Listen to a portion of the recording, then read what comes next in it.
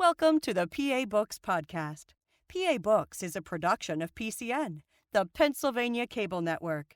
This program features interviews with authors of books on Pennsylvania people, history, sports, business, nature, and politics. We hope you enjoy this podcast.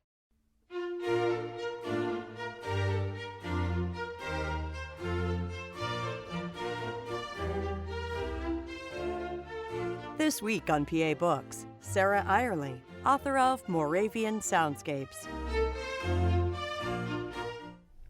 Sarah Justina Eyerly is the author of the book Moravian Soundscapes, A Sonic History of the Moravian Missions in Early Pennsylvania. And you say in the book that you wanted to create a new type of history. What were you aiming for? I was aiming to understand Pennsylvania's history from the perspective of sound, a sonic history. So one of the things about understanding the past is that often sensory information is missing from archival records. And that means that sometimes as historians, we miss the human element, or in other words, how people experienced the world in the past, which often comes to us through our five senses. And as a music historian, sound and cultures of hearing and listening are particularly interesting to me. And so I wanted to see what we would learn about Pennsylvania history if we delved into the sensory of experience of sound during the 18th century. What would we learn about the lives of European and Native American Christians and Moravian mission communities, for instance, what they cared about, how they heard and listened to the world around them. And I didn't want to do that just through the vehicle of writing, because writing can only express sound in a very rudimentary way. So the book also has a companion website where I and also some students who were working with me here at Florida State University attempted to actually use sound as a narrative form to tell the story of these mission communities through sound, so that people could go to the website and actually listen to some of the things that Moravian Christians might have heard and experienced. How did you reconstruct the sounds and of the environment and the communities before recording was available? Yeah, that's a really great point, because of course we don't have sound recordings from the 18th century. So I used many of the same techniques that music historians and historical performers use to recreate past musical traditions. So one of the ways that we try to understand how music was performed in the past is by studying archival records. Sometimes people write about musical concerts that they attended, or what they felt about the music that they heard or listened to, or people might write pedagogy treatises on how to teach different musics or how they should be sung or played. So archival records, particularly the vast archival collections owned by the Moravian Church, the Northern Province archives for this hemisphere, are actually located in Bethlehem, Pennsylvania. And there are thousands and thousands of manuscripts, over 5,000, for instance, just related to the history of Indian missions in Pennsylvania, New York, and Connecticut, that are housed there in Bethlehem at the archives of the Moravian Church. So archival records were really important to this process. But also my collaborator, Mark Sciucchetti, he's a geographer at Jacksonville State University at the time we did this research. He was a doctoral student in geography at Florida State. We did over 2 years of geospatial field work in the areas around Bethlehem and communities in eastern Pennsylvania, like Lehighton, where there was a Moravian mission community in the mid-18th century, just collecting all of the GPS points and geospatial information on those communities and where buildings and places existed in the 18th century. We also considered what types of tools and home goods and other elements of material culture the Moravians would have owned at the time, and what types of sounds those made.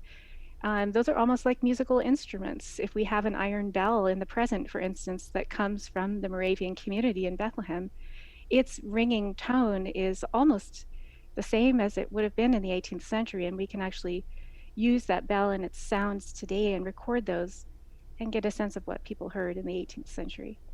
Now, you also talk about the importance of learning in place as a part of the process. How does that work? Yeah, so I think this is such an important idea, the idea of reading the land as an archive. So treating the land itself as an archive. Um, it is really not until you stand in some of these places that you realize how much information is there. For instance, on Main Street in Bethlehem, there's a little walking path that goes down near where the Bethlehem Hotel is located, down toward the Monocacy Creek. And that walking path is called, if you look at contemporary maps, the Ohio Road. And there are layers of history just in that path. It goes right past where the Moravians had a spring house. And that spring, of course, was there for thousands of years before the Moravians came to that site. There was actually a Lenape, a Delaware community located there before the Moravians purchased the land in the 1740s. And that pathway probably was part of the Minisink Path, which was a Native American pathway that had probably existed in that area again for thousands of years before the Moravians. So, street names are an important evidence, I guess, for how people named and considered places in the past. Um, Also, if you go down on that pathway toward the Monocacy Creek, you'll see a little indentation in the ground, sort of, and it's the remnants of the mill trace. So the mill itself is not there anymore, but the mill trace is still visible if you know where to look along the creek. So those types of things are incredibly important, and they're just things you will not find unless you go and really comprehend these places in person. What was it that intrigued you about the Moravians? Well, I first began to learn about the Moravians as a college student at Penn State University. Um, my One of my father's cousins told us that they had found a published article, a translation of a journal by one of our ancestors, Johann Jakob Eyerly Sr. It had been translated by Pennsylvania historian Paul Wallace, who did an incredible amount of research in uncovering Pennsylvania's Native American history in the mid 20th century. And he had actually translated this journal by our ancestor. At the time, my father and I did not know anything about the fact that our family had been members of the Moravian Church in the 18th century. And I put that into the book, this idea of sort of gradually discovering my family's own story in relationship to Pennsylvania's past that only emerged gradually as I began to really dig into the Moravian archival records and try to understand this story as a historian in the present. So I guess my interest in the Moravians really stemmed from the fact that I discovered my own family had a connection to these communities. Now, singing was a very big part of the Moravian culture. Why was that such an important part of their faith? So the Moravians belonged to a long lineage of Christian denominations who believed in this sort of vibrational power of music to kind of transcend the human and the spiritual realms. The Lutheran Church, of course, has a long tradition of music and singing as an important part of their religious faith and worship practices. And the Moravians kind of fit into that same lineage. There were many members of the Lutheran Church and Pietist communities in Germany, as well as the Unitas Fratrum, or Reformed communities in Bohemia and Moravia, who kind of joined together in the early 18th century in Germany to form this new church community. And one of the central principles that they agreed upon was the power of song, and specifically a congregational song where everyone is singing together, and the vibrations of the singing can have sort of incredibly and powerful impact upon this group of people. So one of the ways that my graduate students and I began to understand how the Moravians regarded singing was to actually go into some of the existing worship spaces that are still there in Bethlehem, Pennsylvania today. For instance, the Gemeinsaal in the Gemeinhaus, which is on Church Street in Bethlehem. The Gemeinsaal is up on the second floor of the building, and it has a wooden floor, and we knew from archival records that Moravians would have sometimes actually laid on the floor to sing together because wood is such a great transmitter of sonic vibrations. And so we actually went into the room and we decided to give it a try. And I wrote about this in the book that it was an incredible experience. The vibrations really, it was almost like singing into a wonderful microphone. The building itself was like a resonator, almost like a cello, where the strings produce the vibration, but it's the wooden body of the cello that amplifies and makes those sounds really beautiful and audible. And so the building itself was almost like a resonator for the human voice, and we really began to understand, um, how the Moravians experienced and heard these hymns and other forms of music that were so central to their faith. Now, did they construct their buildings with that intent? That was the purpose of doing so? No, I don't think there's any evidence that they specifically had an acoustic design for the building. I think they constructed buildings in Bethlehem as they did in other Moravian communities around the world of available natural materials from on site. So I don't think that they had a specific acoustic design, but I think they were well aware of the acoustic properties of a building where the worship hall is actually suspended up on a second floor. And in other words, there's space below it and there's space above it, and what that does when you sing in such a space. So I think they were aware of that and took advantage of those existing properties of that type of building. Can you talk a little bit about Count Nicholas Zinzendorf and what his role was?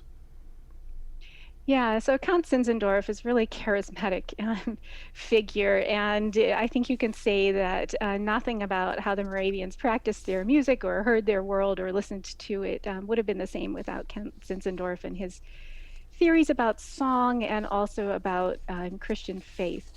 So as a young child, we know from archival records, he spent a lot of time living with his grandmother, Katharina von Gersdorf, and she was a pietist, and many of the well-known pietist figures in Germany came to stay with her. So Zinzendorf had a sort of great access to some of the best theological minds of his time, even as a child. And we know from stories about his early life that he was a very religiously inclined and spiritual child. So he used to play alone in his room, for instance. He would later write that he imagined that Jesus was there with him in the room, and he would come up with various ways that he could actually communicate with Jesus as almost an imaginary playmate.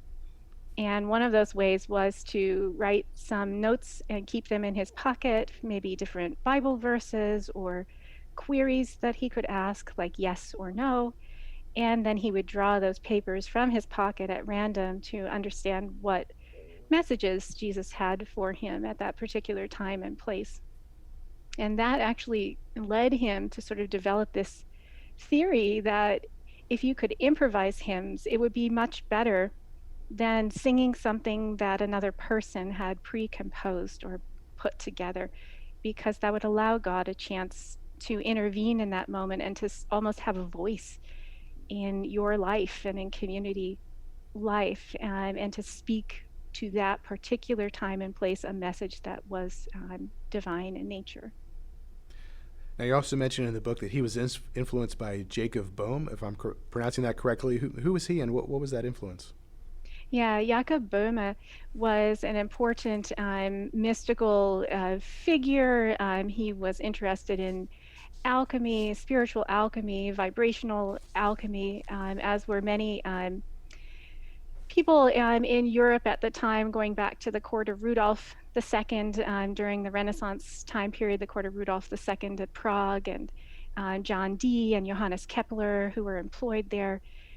So there was a lineage of sort of mystical tradition that fed into the development of the Moravian Church. And I believe from some research I have done in German archives in the original community of Herrnhut, that Zinzendorf owned alchemical treatises and other books by mystics like Jakob Boehme, and that some of that information sort of fed into his idea about how song and sonic vibrations would actually operate in a Christian community.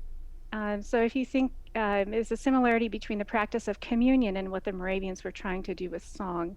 So communion is a type of spiritual cleansing where you are receiving some absolution or, taking in something to your body that will help you, to become more spiritually pure. And I think that Zinzendorf felt that song could do the same thing, and especially if people could sing together in groups and not just by themselves. It was almost like creating a process of vibrational alchemy, is what I call it in the book, or vibrational cleansing.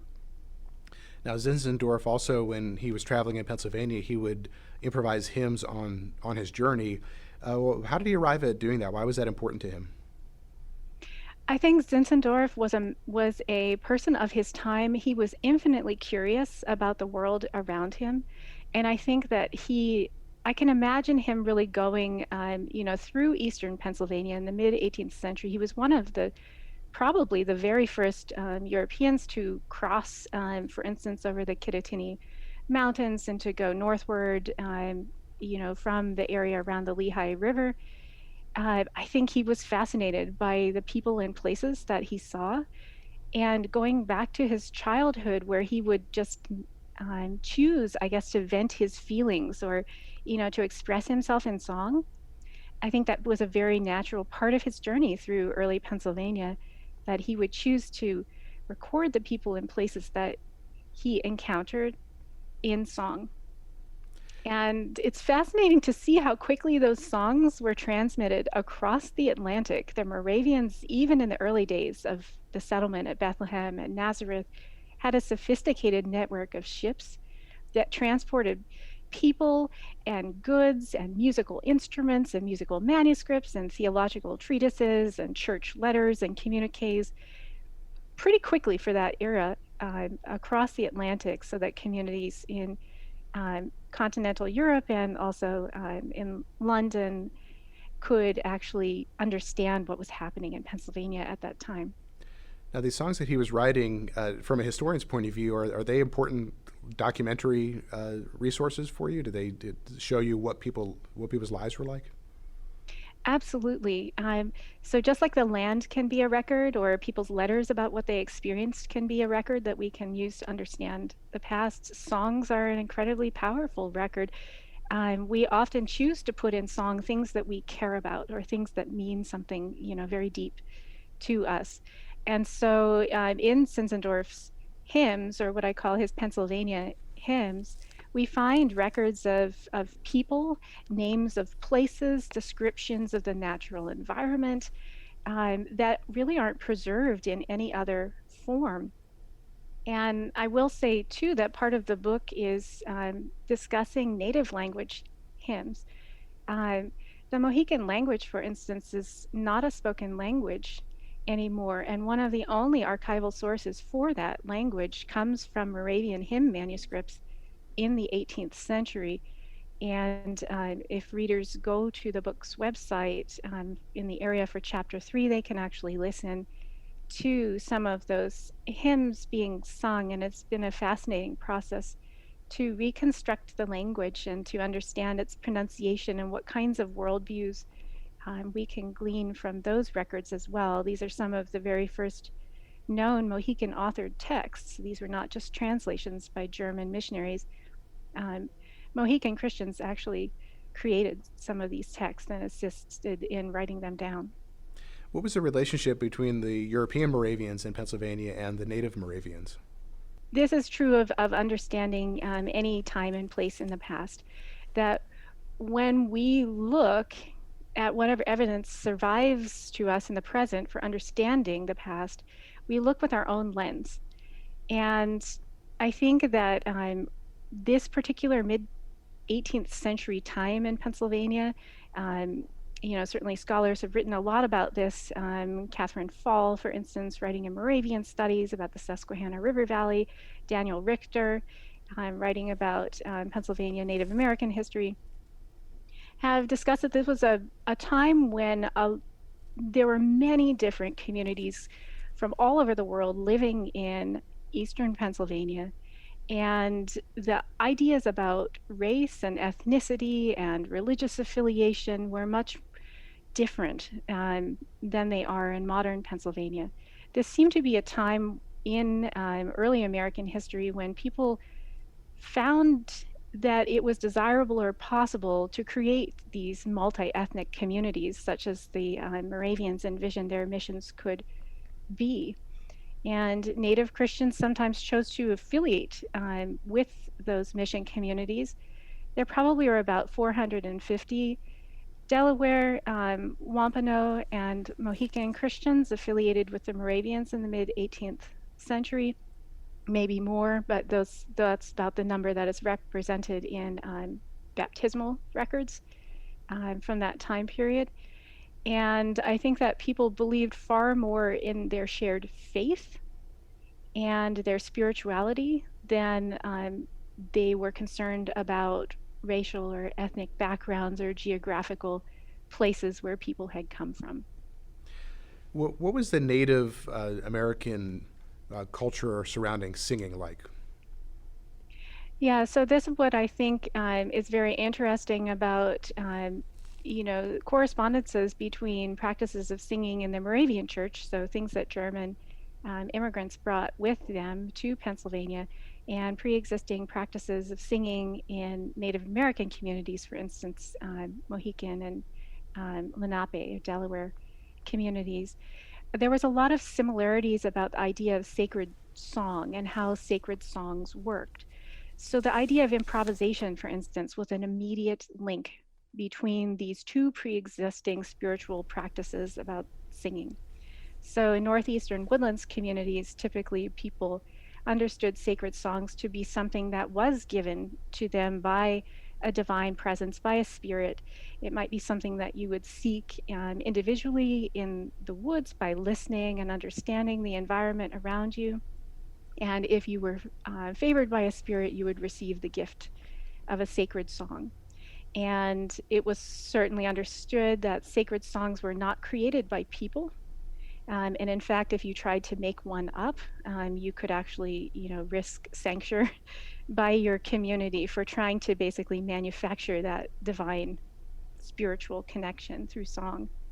And the same was true for the Moravians, this idea that songs are more powerful when they come from the divine and not from a human mind, and that has to be an authentic spiritual experience. You cannot manufacture that connection with the divine that will allow you to sort of receive this gift of a sacred song. So there were a lot of similarities in that idea, and a lot of other Christian missions that came to the northeastern United States did not have that same idea about singing and sacred song. And so that connection that was kind of unique to the Moravian Church was missing. Now, your book also talks about the natural world and the soundscapes. What would, if you were standing, say, on the banks of the Susquehanna River before the Europeans arrived, what types of things would you have heard? So I think it's really fascinating to sort of imagine, what that would have sounded like. I think that people were far more observant about their world through the ears than we tend to be today.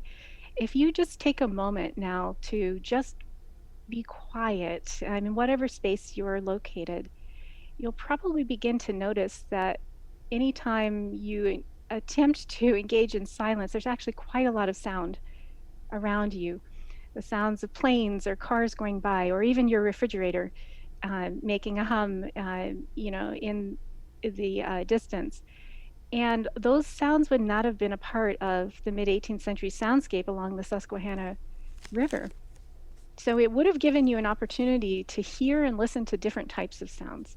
I think you would have paid far more attention to animals and their sounds and calls, to water, to wind, to trees, plants, and vegetation as a way to sort of orient yourself to the world around you. I think people in the 18th century just paid far more attention to their soundscape than we tend to do today. Now, when the Europeans arrived and settled in parts of Pennsylvania, how did their concepts of time and space, how were they manifested in sound? Yeah, so I think the Moravians had this interesting idea that sound kind of bridged different spiritual worlds. So there was certainly the human world that we inhabited, but there was also this tie to a universal world and a universal church and group of Christians in the past, the present, and the future. So I think that they brought with them this kind of expansive idea of space, but at the same time encountering the actual natural environment in eastern Pennsylvania. And I try to give a sense of this in the book, what that environment would have looked like, would have been like to experience it, because it is so different from the very cultivated places that often make up eastern Pennsylvania as a landscape today.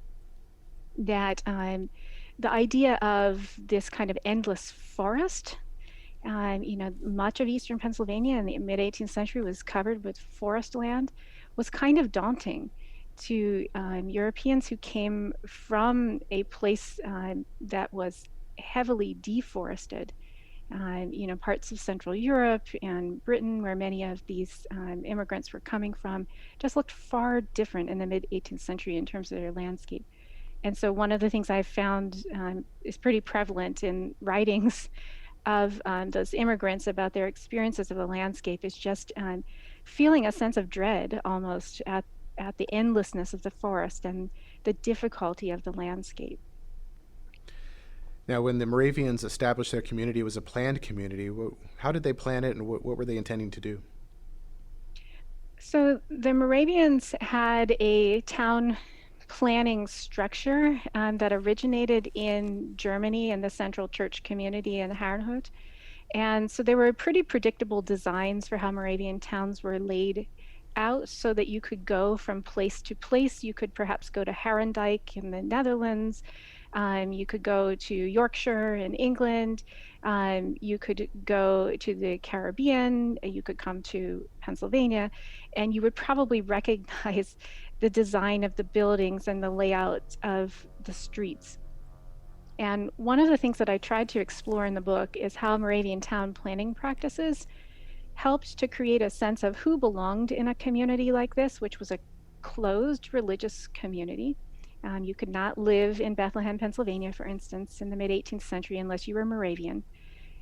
How these spatial planning practices helped people to understand who belonged there and who didn't, and how that intersected with sounds and what you could hear and what you could not hear when standing at different parts of the town.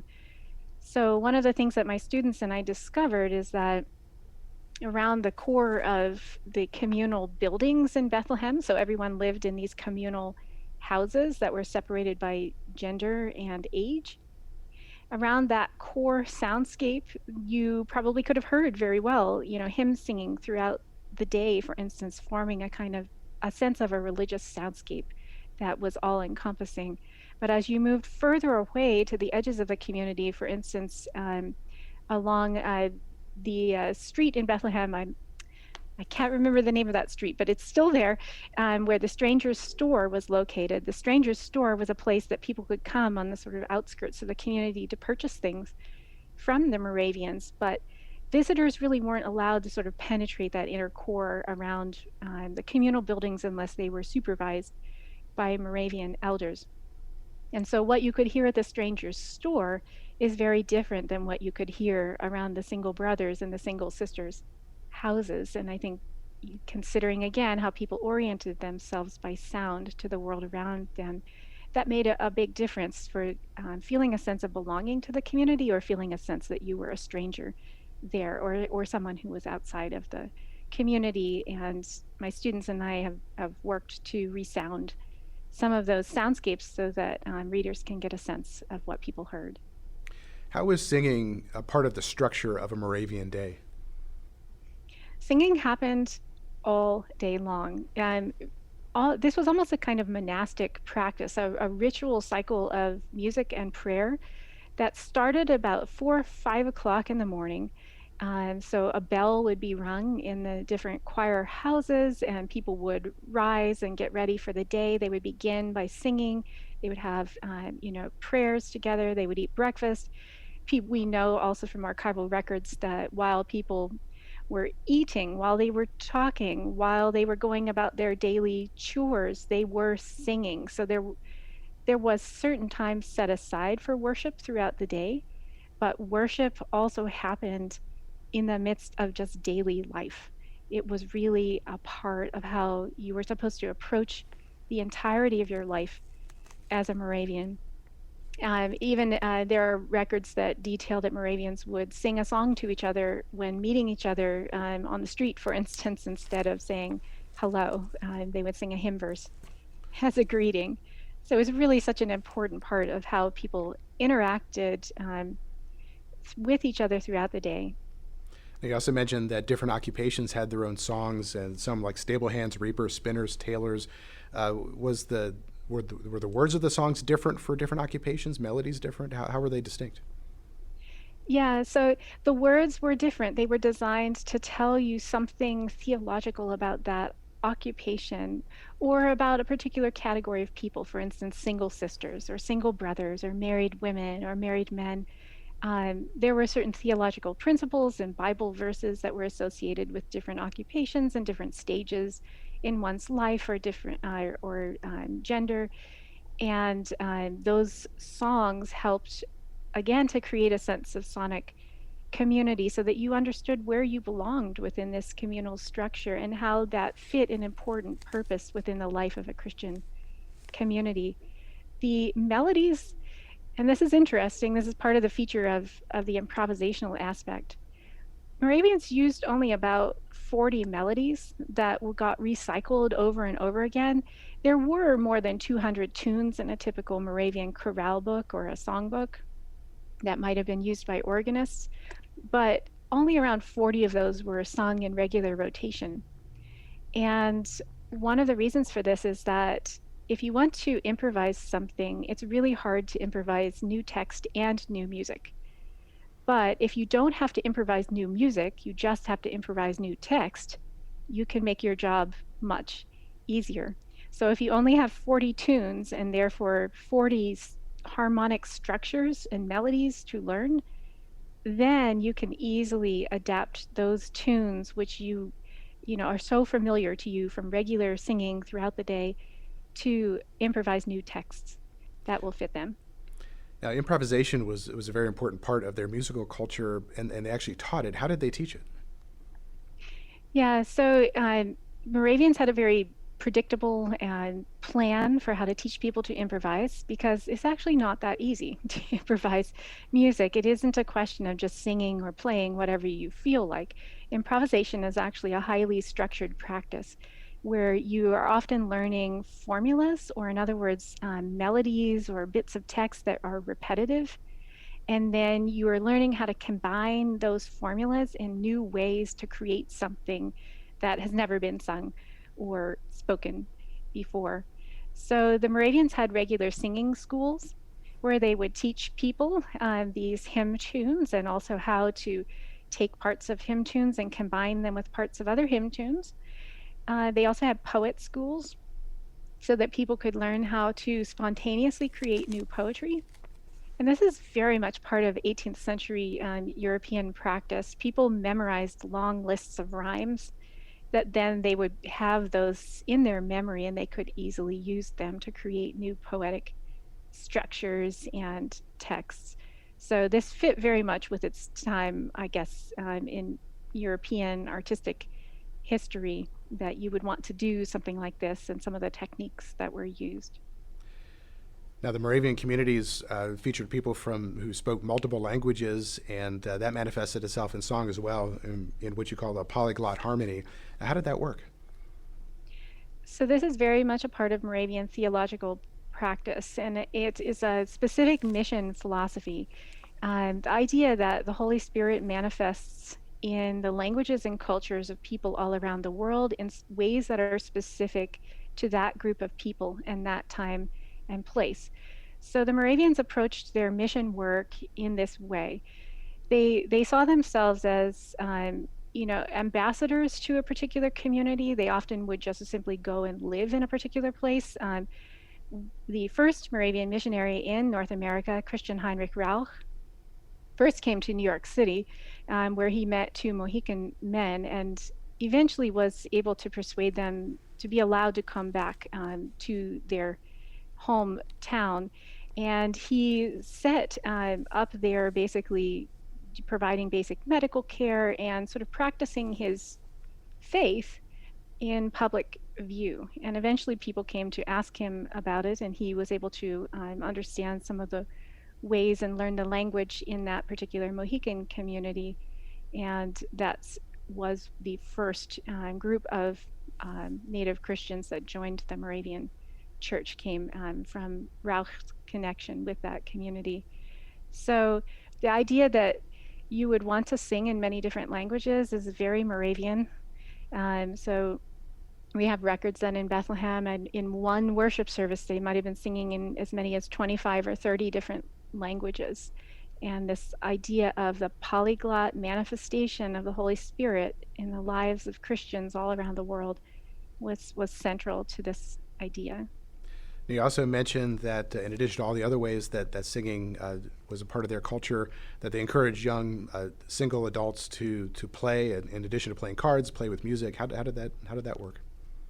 Well, just like any community, especially religious communities, you have to find something for young people to do to interest them. And so song was supposed to be a fun way of also socializing, and a way that was also religiously and socially acceptable. So they could have, young people could have played games that were improvisational around song. And, this was just an important way of keeping people occupied, and also emphasizing the centrality of song and music in daily life, that it is part of the entirety of your life. It's not something that is set apart from it. How did non-Moravians react to Moravian music? So there were a lot of travelers who came through Bethlehem and other Moravian communities in eastern Pennsylvania in the mid-18th century. The Marquis de Chastellux, Benjamin Franklin, for instance, visited Bethlehem.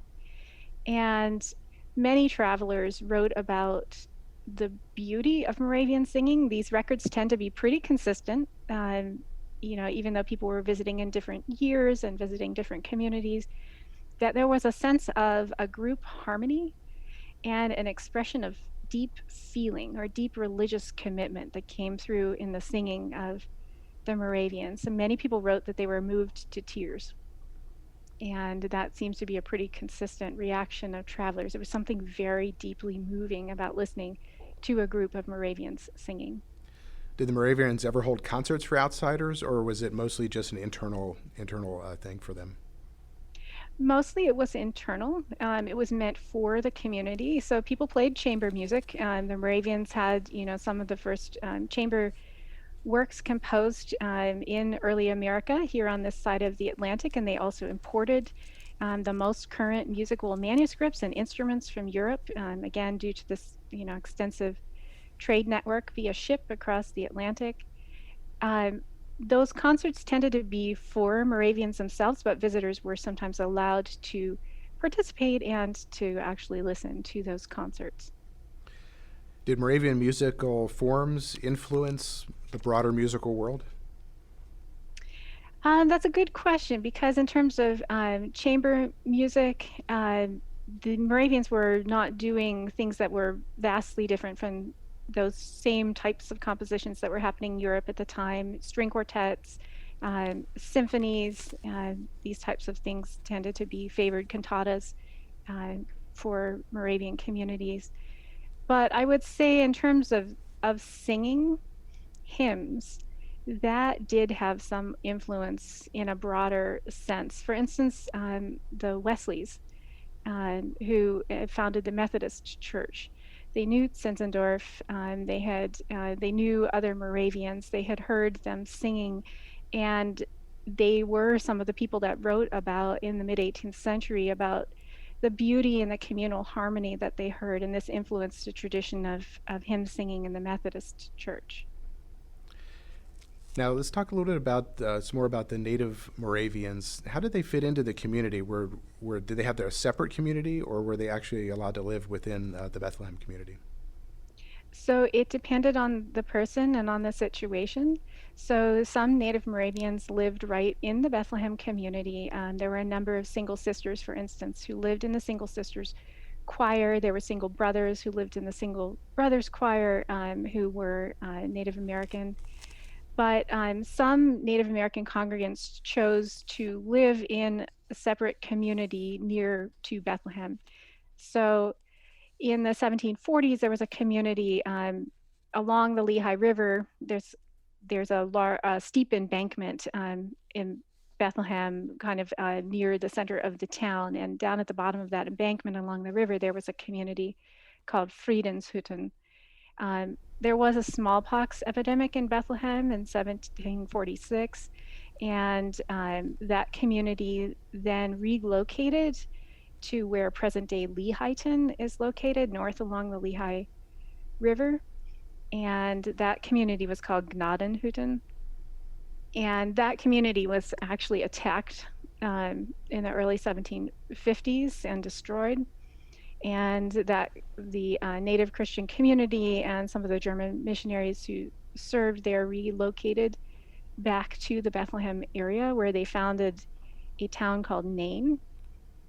Now, archaeologists and scholars have been searching for the location of Nain, and fortunately there has been some very good archaeological work in the past 15 years, and the site of that appears to have been located in a small wooded area that is actually behind a Lowe's parking lot in present-day Bethlehem. It's along the Monocacy Creek, and if you look on the book's website, you can actually see the location of that settlement marked, at least according to current archaeological data. That's where it was located.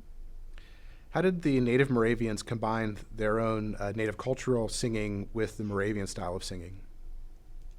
Yeah, so this is a really good question, because archival records created by European communities tended to not emphasize issues, for instance, of performance practice, or how native Christians might have brought their own previous musical traditions to bear upon singing Christian hymns, which of course were more German in origin.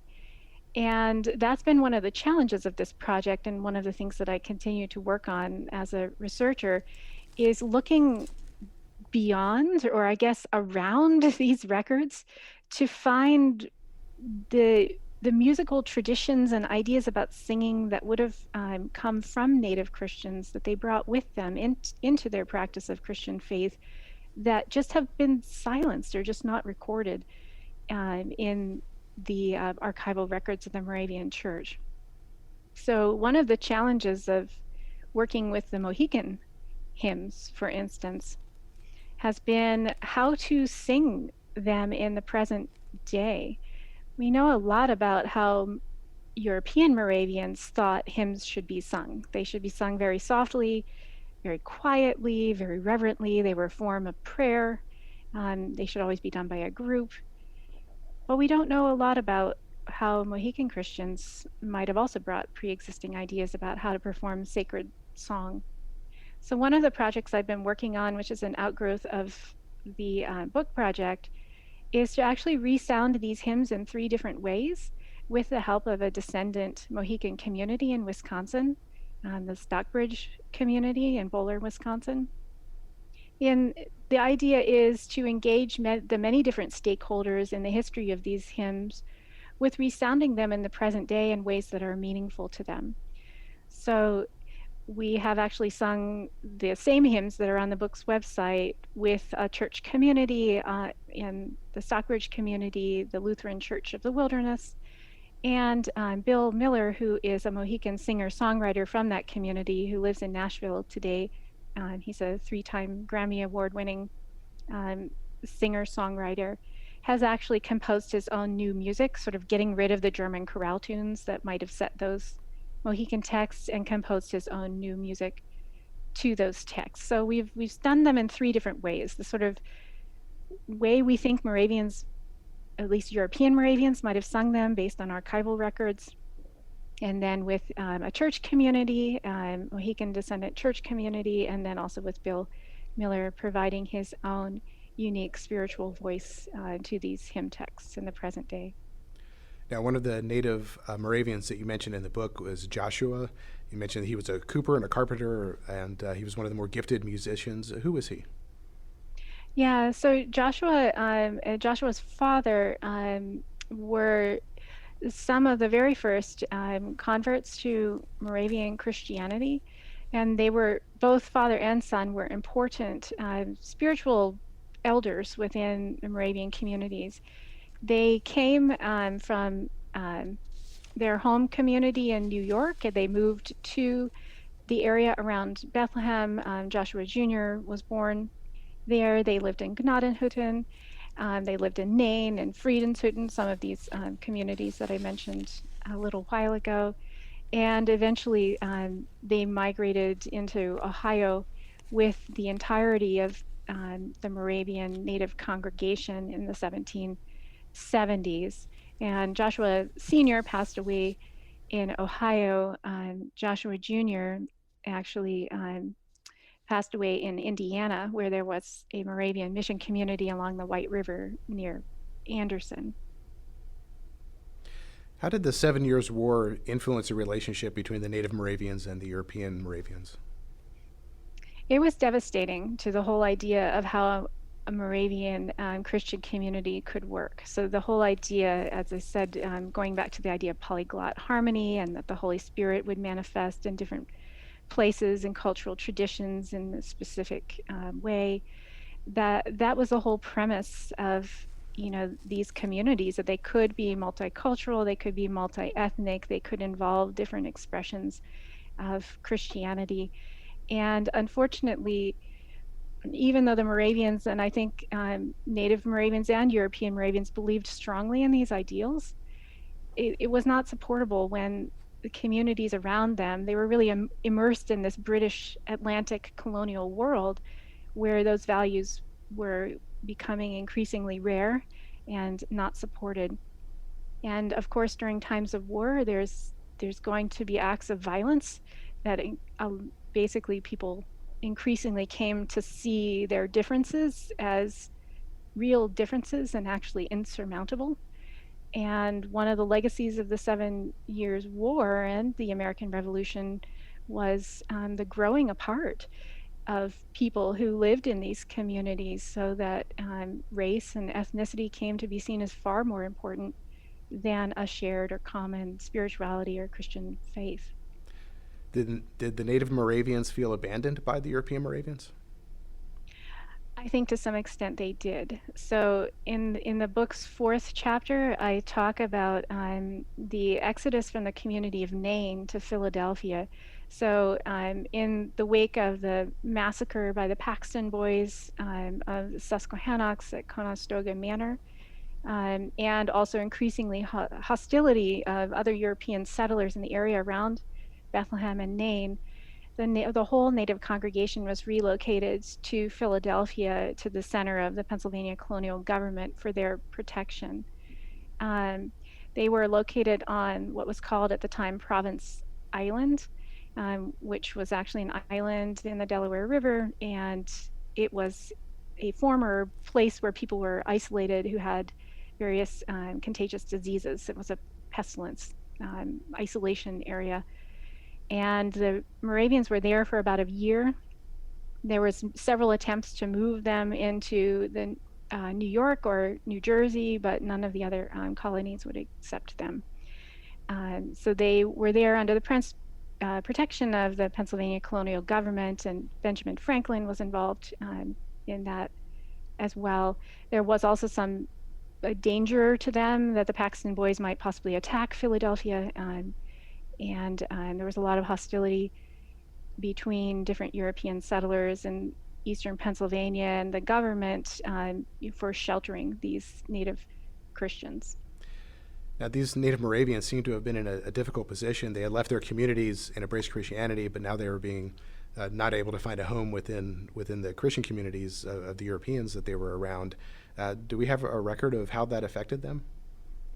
Yes, so there are diary records that are very detailed about their stay in Philadelphia, and then also their journey northward from there to found a new town far away from European settlement at that time along the north branch of the Susquehanna River at uh, near Wyoming. And these records are really painful to read. I do try to put some of them into the book and on the website into some of the maps there. Um, People did really feel abandoned, but there was also a lot of hope that they could continue to push through this time and come back, I guess, to a sense of community where Native Americans and Europeans could live together in a sense of Christian harmony. But that was becoming a sort of increasingly distant possibility. And eventually that community along the northern branch of the Susquehanna had to be dissolved. And that's when the whole congregation moved into Ohio. Now, the Moravians seem to have been very writerly. They wrote diaries in addition to the hymns that we talked about. Why was that such an important part of their culture? I think it's very German. Just from my knowledge of German history and working as a historian of German culture, the idea that you are going to keep very detailed records and also preserve those over time is a particularly German pursuit. So if you look in the archives in the community in Herrnhut, for instance, in Germany, even tiny little scraps of paper that people wrote ideas or thoughts on, or a little sketch of a hymn idea or a poetic meter were actually kept. And there has been a tradition of archivists in the Moravian Church that have been working with these material records since the 18th century and preserving them. Now, you had the chance to visit Herrnhut in your research, and you found documents from your ancestors. What was it like to hold those in your hands and read them? It was incredible. For instance, I found a will of Johann Jakob Eyerly Sr., and the wax seal was still on this. And I imagined that he would have actually, created that seal and pressed, made the impression in the wax. To think that someone who is so far removed, from my own circumstance in the present day, but with whom I am related, had actually held this same piece of paper was pretty remarkable. Now, as the Bethlehem community changed after the 7 Years' War, how did that change their singing? Yeah, so one of the ways that we can use music to understand, general history in Pennsylvania is to see how singing practices respond or are shaped by what is going on in the world around Moravian communities.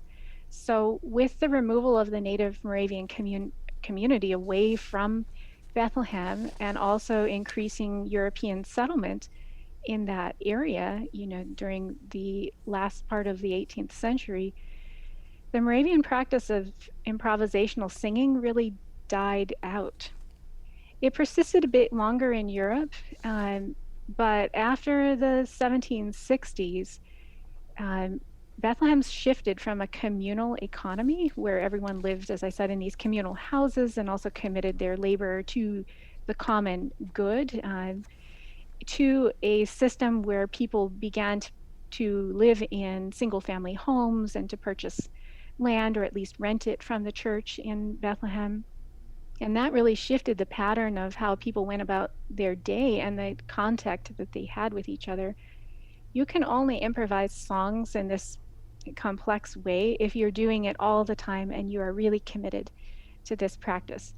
If you are living together in single family units and only coming together for worship services occasionally, those intensive practices of music will die out.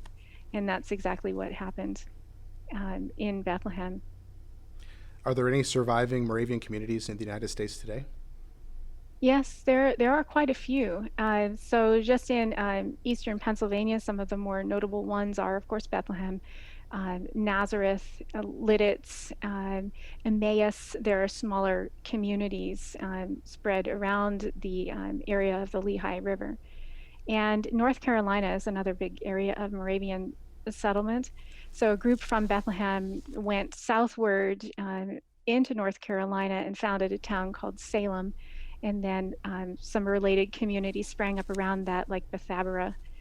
And eventually Salem merged with the town of Winston, and today is known as Winston-Salem. But if you go there today, there's wonderful Moravian museums and other, buildings and history that you can go and experience, just as there is in Bethlehem, actually, in Nazareth, with the Moravian Historical Society and the Historic Bethlehem Partnership. There are about 12 different museums in Bethlehem today that you can go to experience Moravian history. Well, we're out of time. We've been speaking with Sarah Justina Eyerly. She is the author of the book Moravian Soundscapes, A Sonic History of the Moravian Missions in Early Pennsylvania. Thank you for speaking with me. Thank you so much. I appreciate it. You've been listening to a podcast of PA Books, a production of PCN, the Pennsylvania Cable Network. Full episodes of PA Books, as well as other PCN programs, are available to stream with the PCN app. Visit PCNTV.com or the App Store for details.